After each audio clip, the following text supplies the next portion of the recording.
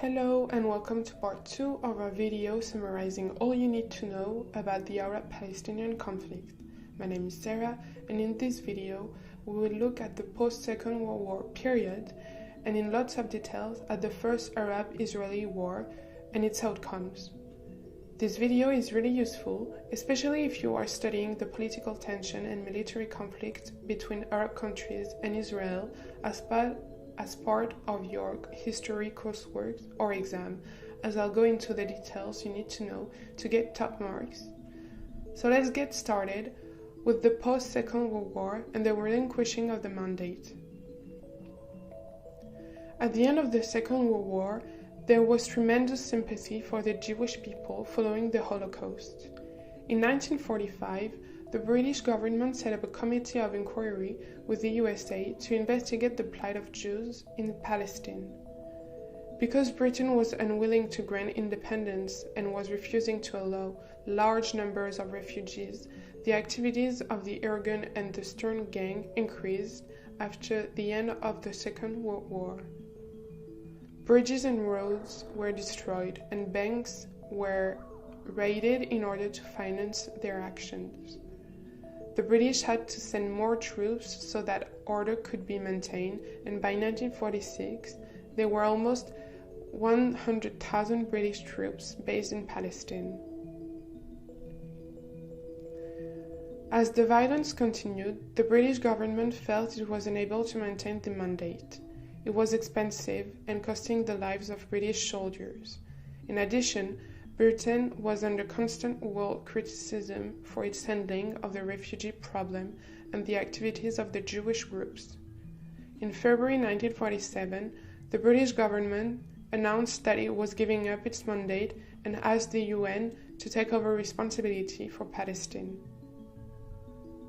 The transferal of the mandate from the British to the UN proved a challenging period. During these later stages of the mandate in 1947, the conflict on Palestine developed into almost a civil war between the Jews and the Arabs, with the British in the middle. There were atrocities on both sides, and in 1947, the Arab village of Deir Yassin was attacked by the Jewish forces, and several hundred inhabitants were killed. In August 1947, the United Nations recommended dividing Palestine between Arabs and Jews. The General Assembly of the United Nations adopted a resolution requiring the establishment of a Jewish state in Palestine on November 29, 1947. However, this meant partitioning Palestine, and the Arabs were completely against this plan because they believed that Palestine was theirs by right. On the last day of the British mandate, May 14, 1948, the State of Israel was proclaimed by David Ben-Gurion, who became its first prime minister. Part of the Declaration of Independence stated, "We hereby proclaim the State of Israel. It is the natural right of the Jewish people to lead, as do all other nations, an independent existence in its sovereign state. The State of Israel will be open to the immigration of Jews from all countries. It will be based on the principles of liberty, justice, and peace. It will uphold the full social and political equality of all its citizens without distinction of religion, race, or sex. It will guarantee freedom of religion, conscience, education, and culture." When war erupted in 1948, the Arabs expected to destroy Israel very quickly. In theory, they greatly outnumbered the Israelis and had many advantages in military hardware. The Israelis had no air force or heavy artillery. They had some armored vehicles which they had stolen from the British and were able to buy good quality rifles from Czechoslovakia. The first phase of the war lasted until June 11, when the UN mediator, Folke Bernadotte, set up a truce. The Israelis rejected it because it suggested taking land away in the south, Arab rule in Jerusalem and allowing the return of the 300,000 Arab refugees.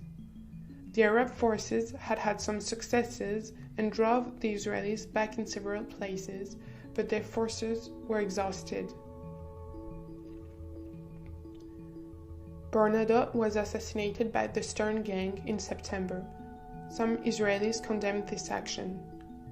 In October, Israeli forces captured the whole of Galilee and in subsequent weeks pushed Egyptian forces into the Sinai desert. The Egyptians were able to hold on to the land around Gaza. The Arab Legion from Transjordan was the only experienced force and held on to the city of Jerusalem.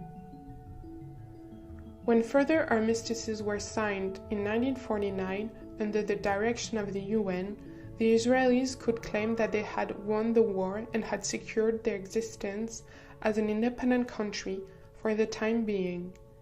Israel refused to hand back the land it had occupied in the fighting. The Arab states refused to recognize the existence of Israel.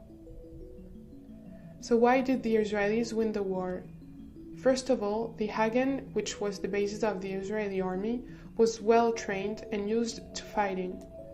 Many had fought for the British during the Second World War, and in addition, Israeli forces were extremely well led. The Israelis had been able to buy large supplies of modern equipment from abroad, particularly from the US. Golda Meir had visited the US and raised $50 million in 1948, and this money ensured that the Israelis were able to buy weaponry for the war. Furthermore, the Arab armies were inexperienced and divided. Each of the countries had its own battle plans and aims. There was no united Arab command.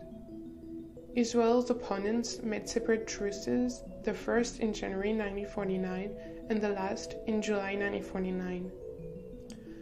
So the results of the war for Israel were first to gain more land than it had been allotted in the UN Partition Plan. There were no peace treaties after the war, so it was clear that this was no more than a cessation of hostilities. Another attack could be expected at any time. About 6,000 Jews had been killed during the war. Israelis were well aware that they had to be on their guard against another attack. Israel became a country on a permanent war footing. The Israeli army was proportionally one of the largest in the world. Military spending accounted for 20% of the budget. Military training became compulsory for all except the most orthodox of Jews. The Israelis defended their country and occupied more territory. 800,000 Arabs began to leave the new state of Israel. This created the Palestinian refugee problem, which was to be at the heart of Middle Eastern affairs for the next 50 years. The money that had been donated by US citizens showed the dependence on the US, and gradually Israel came to depend not only on continued financial contributions from Jewish people in the USA, but also the US government. The Israelis believed that the Arab refugee problem was caused by a war of aggression launched by the Arab states against Israel in 1948 and 1949. The Palestinians believed that the Israelis had stolen land that belonged to the Palestinian Arabs. In 1949, 239,000 Jews emigrated to Israel from all over the world.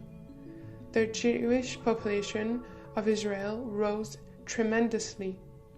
New settlements were begun to house the new immigrants.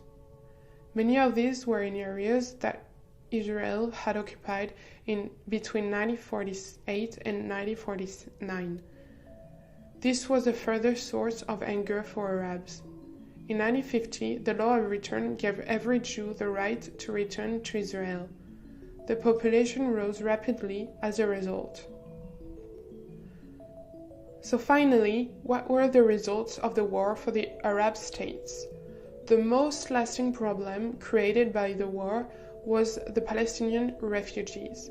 Altogether, about 800,000 Arabs fled from Palestine to neighboring countries where they lived in squalid refugee camps. These refugee camps became the training grounds for the freedom fighters, or Fedayeen. It was the Arab refugees who formed the terrorist groups that were to play such a major role in the 1970s and 80s. The Palestinian Arabs became a people without a country, just as the Jews had been. The Palestinians began attacking Israeli targets immediately. In 1951, 137 Israelis were killed, and in 1955, 238 were killed. Internationally, the war increased suspicion of the West and especially of the USA, which had recognized Israel immediately. For the first time, the Arab states began to look towards the Soviet Union. So that's all. Thank you for listening, and if you found this video useful, give it a thumbs up. Do subscribe to our channel where we offer material that you can use as part of your studies to really get a better grasp of specific areas you might find challenging. Make sure to visit our website where you'll find useful revision guides, model answers, and tools to get top marks. Thank you for listening.